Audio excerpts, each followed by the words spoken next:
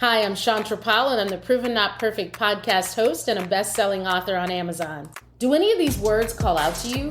Drive, ambition, doing, leading, creating. These words call many of us, and sometimes to heroic impact. This is all good until we forget about our own self and our own self needs, mainly care. My Village of All-Stars, they not only command position, but they command influence. Well, there's always a backstory. I myself, Chantra Powell, have had to put myself on the sideline a few times, but I'm still in the game. I'm staying in the game. The only thing different about me is that I'm proven not perfect. Enjoy.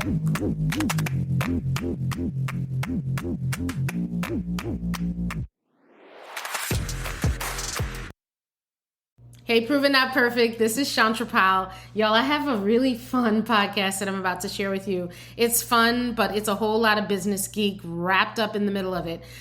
So I am talking with one of my Village of All-Stars, Erin Mullaney, who is a formidable businesswoman in her own right. She actually started her career on the consulting side and then quickly perfected her experiences in the fashion industry on the fashion side and emerging to be a brand creative leader with some phenomenal brand names. So I'll let her tell her story. But we thought it'd be really, really fun to go see the Barbie movie together, which we did. If you follow me on YouTube, there's a fun little clip of the two of us after we saw the movie. So check it out on YouTube, Proven Not Perfect.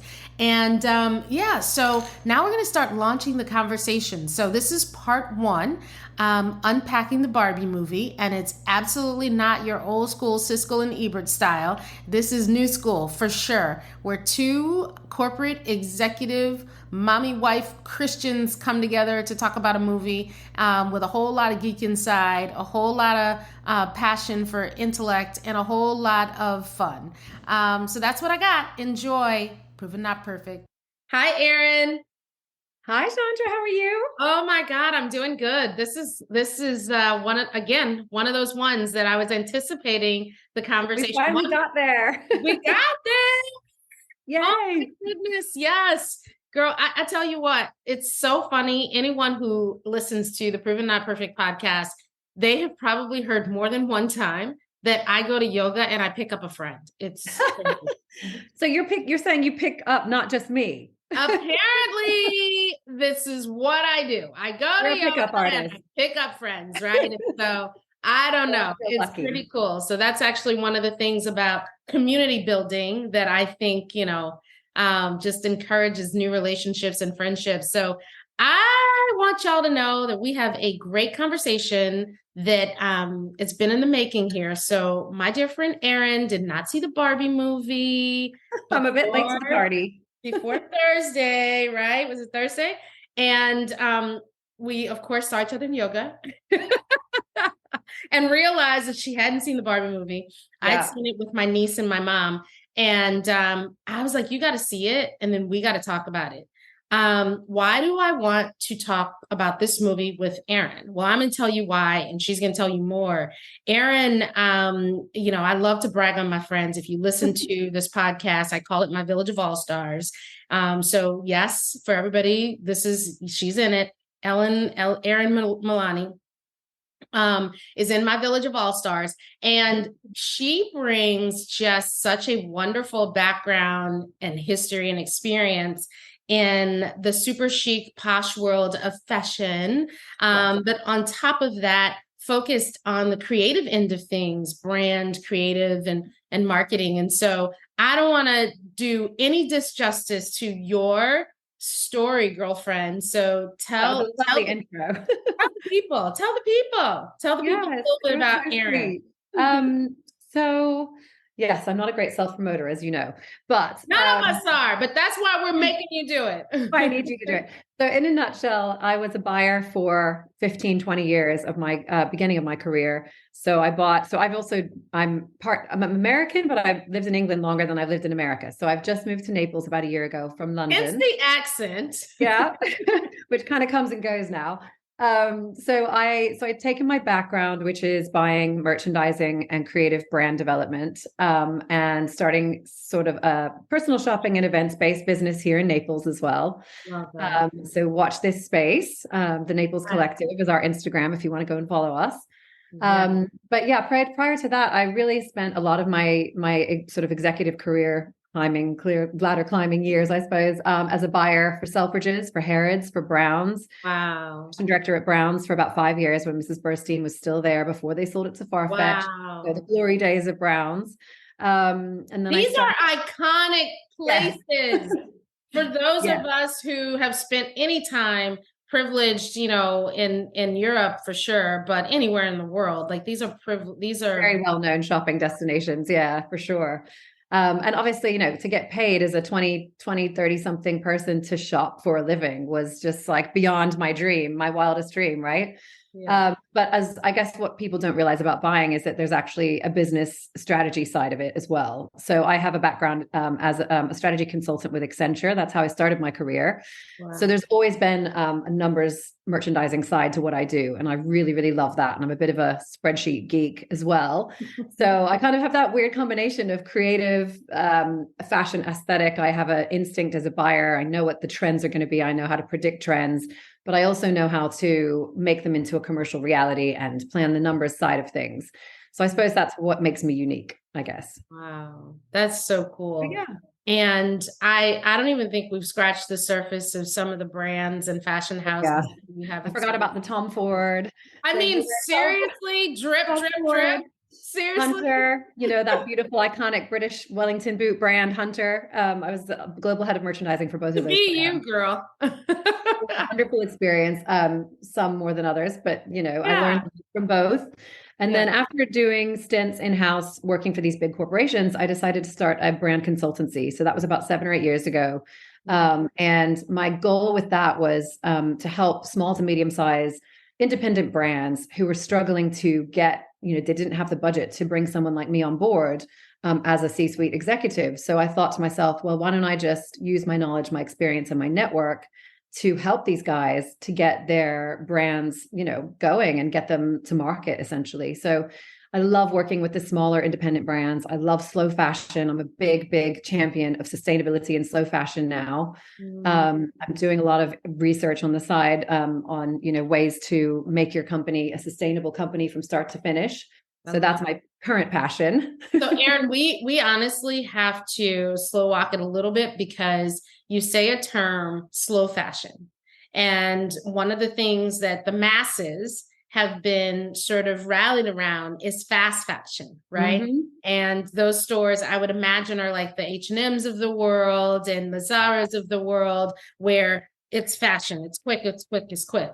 When we talk about slow fashion, tell us a little bit about that. What does that really mean? Is that iconic classic goes across, spans across? Does that mean you don't refresh your closet? I suppose it doesn't mean that, but tell us a little bit. So yeah, it's a kind of a newish term, slow fashion, and the big culprits, like you mentioned, a few of them, they're doing a lot of greenwashing at the moment. The H&Ms and the Zaras, trying to convince you that they're going down the sustainable eco route, but they're not. But Shein is another big one, SHEIN. They're terrible culprits, using AI for copying people's designs and turning them out really quickly. And it's just an awful company. So please don't shop there. I like how to do the snaps because I love the fierceness of you to be like, yeah, I'm calling this out. Please don't. Yeah. Yeah. And I have this a lot from friends, they think they're doing a good thing by shopping, like, let's say the eco sustainable line at H&M. And they're like, well, this is all I can afford. So how else do I shop sustainably? Right. Well, it is doing this slow fashion thing. Now, as with everything that is good for you and organic and all these terms, it annoyingly costs more, usually. So what I always say to people is you could buy 5 things every season from an H&M, or you could buy this one really beautiful coat from a slow fashion brand or dress that you love that is timeless. It's going to last longer. It's going to biodegrade over time. It's not going to be stuck in some, horrible pile waiting to be burnt, essentially. So I just always think, like, buy smarter, buy less, buy smarter. And slow fashion brands, they only make to order essentially. So they make very limited quantities. When it's gone, and then they move on. They don't make in bulk to a customer that they don't know. They know their customer very well. They know what's going to work for that woman every season, so Erin, isn't that better from an overall investment standpoint? You are putting these brands in a position to actually have unique pieces that can appreciate over time. The Exactly. business geek in me feels like, why wouldn't we want that? Well, I think of we're not even talking about Barbie yet. I love it. I love it. Oh, that's happening, y'all. Oh, that's happening. We're going to talk about Barbie, but before we get to Barbie, you need to know that you're not just talking to a bunch of sort of yes, exactly. We know what we're talking fanatics about in our fields. So I always tell people, the way I shop is I curate my closet. So I always think of shopping as collecting things, So instead of just going out and buying a throwaway dress for a meeting that you need, black dress for, go and try and find the best black dress at, the price that you can afford that suits your budget and your shape, but make it something that you can wear for 5 years, not just for one season, I think that this is why I love slow fashion, because it's not seasonal anymore. They're getting rid of all the spring, summer, autumn, winter resort stuff. And it's now becoming, I think wardrobe should be timeless. They should be built upon and layered upon. And they should fit your personality. Oh, definitely. And obviously our personality changes dramatically. It can change over the, course of 5 to 10 years. So we need to constantly be getting rid of stuff in order to bring in new things. So that's my other big thing, is the sort of circularity of the closet, pass it on, give it away, have a swap with your friends, whatever it is. But my whole thing is one in, one out. You cannot buy more than whatever you get rid of. So in England, there's this big thing, and it's five. I think it's called the magic number 5. So you're only allowed to buy 5 things a year, and you have to get rid of, let's say, double that essentially. So you're constantly culling your wardrobe, and you're buying things in a very considered way. I love that. Yeah. Honestly, which is one of my issues with Barbie, the movie. We'll get onto that. I'll tell you why I have an issue with it.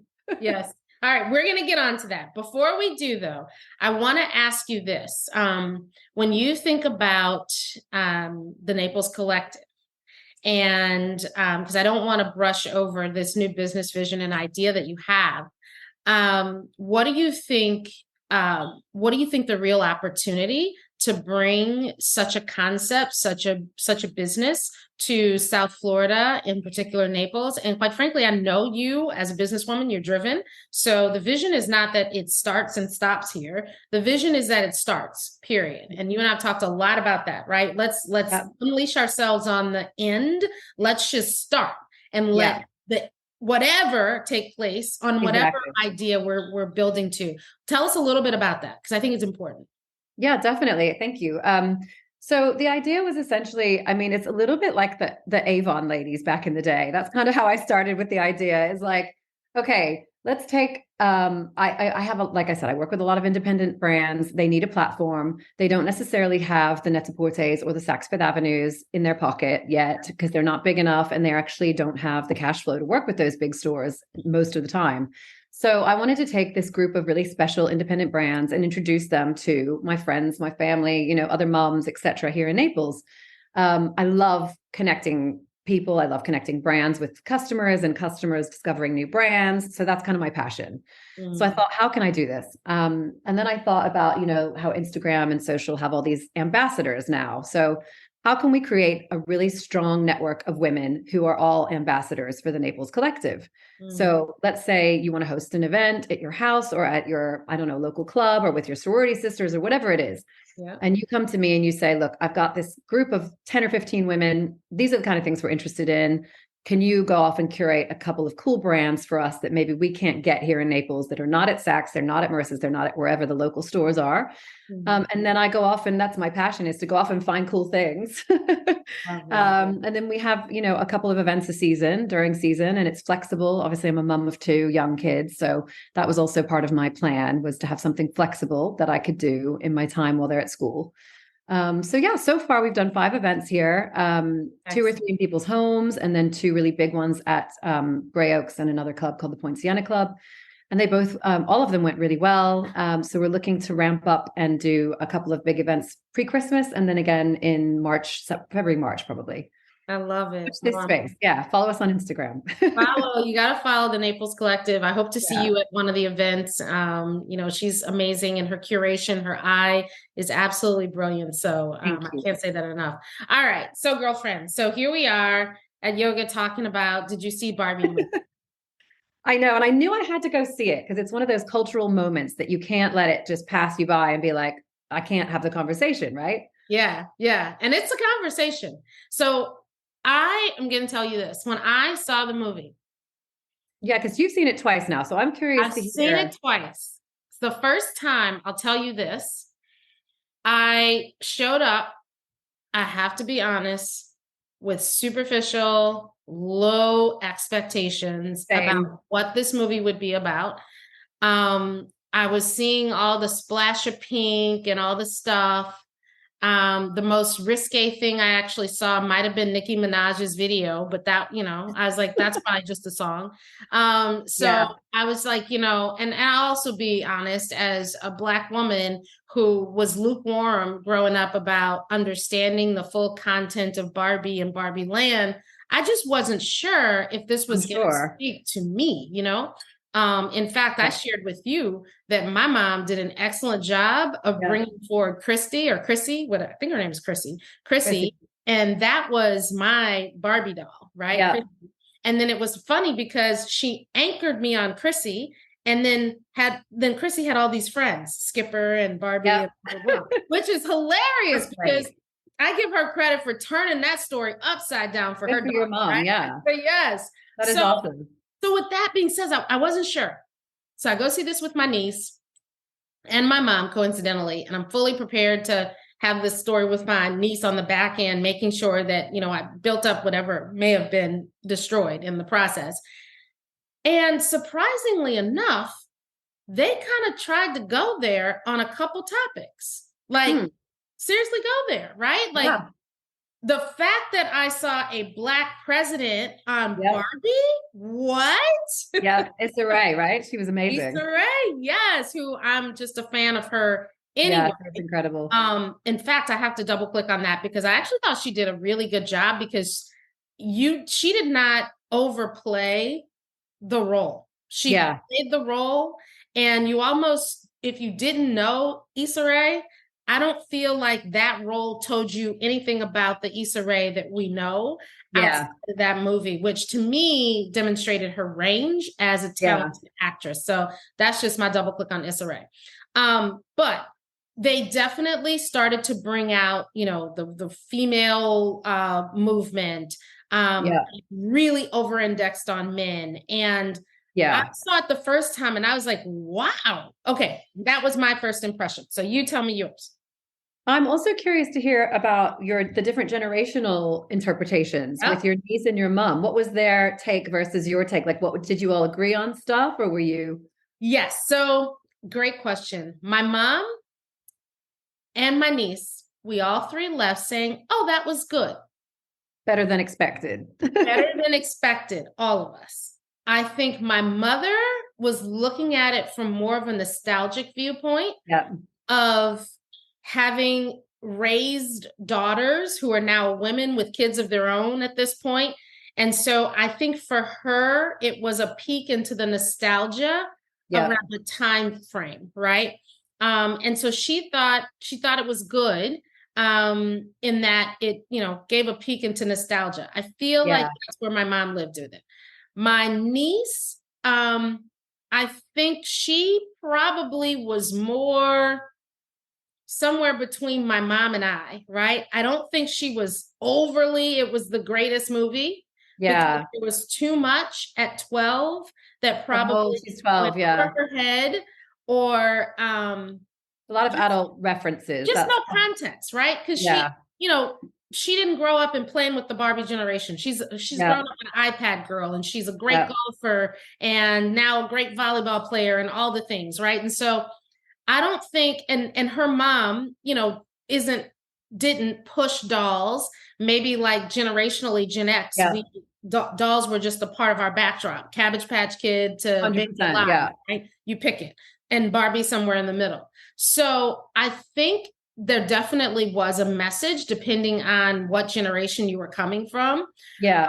I think where my mom did land, though, is that she did appreciate that they were trying to make some bold statements around where women were when dolls became an issue, Yeah. and how, you know, they silently acquired their master's degrees alongside being a mom and a wife, Yeah. right? Yeah.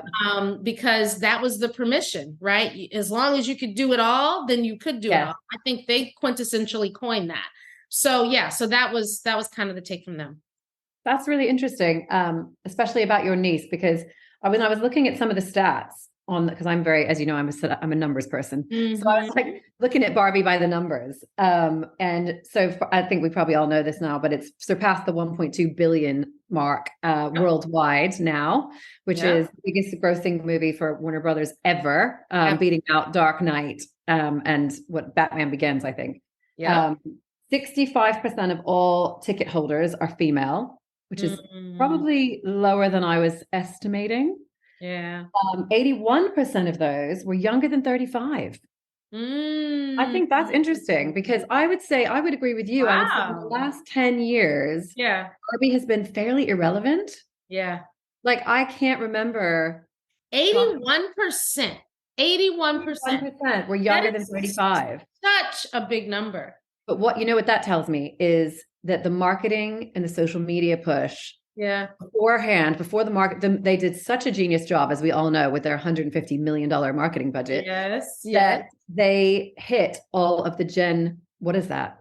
It's not millennials. Gen Z. Yeah. Gen Z. Yeah, Gen Z. So, and millennial. I think millennial would be, younger than 35. They hit both.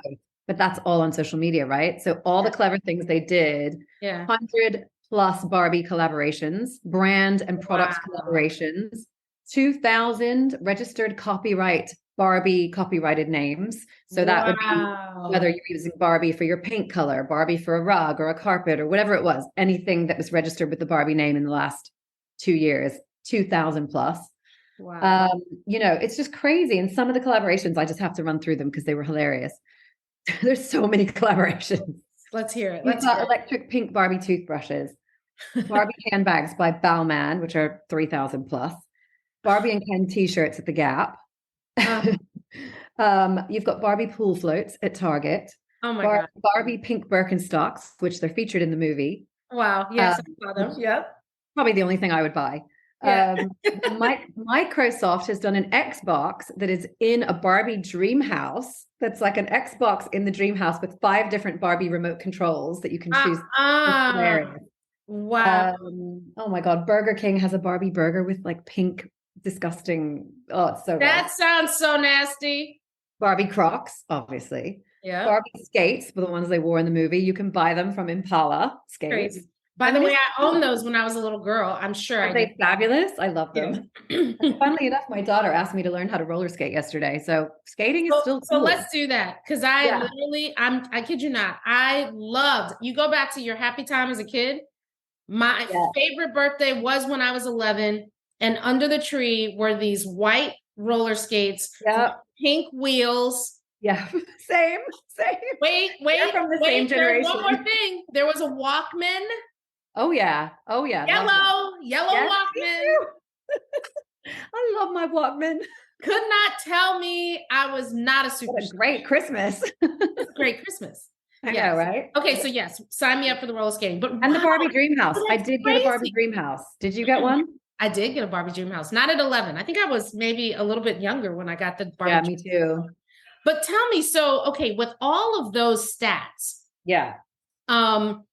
what I want to understand, and I don't know this, Mattel. So was this largely Mattel driven? Yeah. It was. It was genius. And the guy who was the CEO of Mattel has just now left and gone to be the CEO of Gap. So they had done a big collaboration together. And he's now been poached by the Gap to do a very similar thing to revive the Gap because it's really failing at the moment. It's not doing well at all. So he was the genius behind all this, and it was going on for almost 2 years prior to the launch of the film. So Okay. all these brand partnerships, I mean, from a fashion merchandising point of view, you'll have to know that these take time to plan. You know, Okay. it takes at least sometimes 6 to 12 months to get a product to market, maybe Gee. even more in some cases. If you're someone like, you know, a shoe company like Superga Trainers or Birkenstock, it takes So a was long he time. able to get the supply chain accelerated or? So he worked with each of these brands directly, and the brand either got a flat licensing fee, like a Okay. one-off payment to use the Yep. Barbie logo, or they got 5 to 15% of total sales generated off the back of the collaboration. Wow. So I would love to know what the total number is for all Barbie related products. I couldn't find it. Wow. So how much sales they've taken.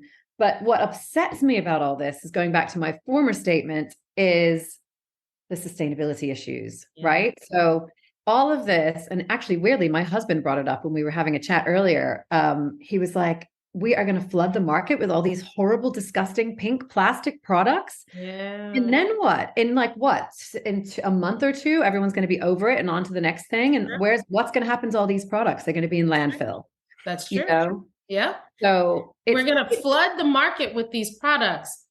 The other thing that I think about is, all right, so what does this do to inspire this as the new approach for not only reviving the brand, but connecting the entire supply chain and partner cycle to the reemergence of a brand?